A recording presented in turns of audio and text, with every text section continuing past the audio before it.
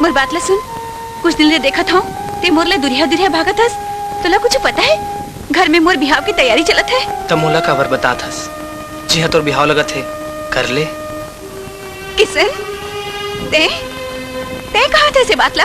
हाँ, मैं कहा था तोर और मोर मिल कभी नहीं हो सके। तोर बाप और मोर बाप के जन्मजात के दुश्मनी है और मैं अपन बाबूजी बहुत अच्छा से जानता हूँ। वो मरते मर जही, फिर हम दोनों के रिश्ता कभी मंजूर नहीं करी चंदा। किशन, मोला समझे की कोशिश कर। मोर घर की हालत बहुत खराब है।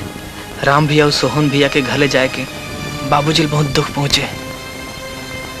अब दुनिया तिले होती हो जाए, फिर मैं अपन बाबूजी दुख नहीं पहुंचा सकूं। तब मोला भूल जा चंदा।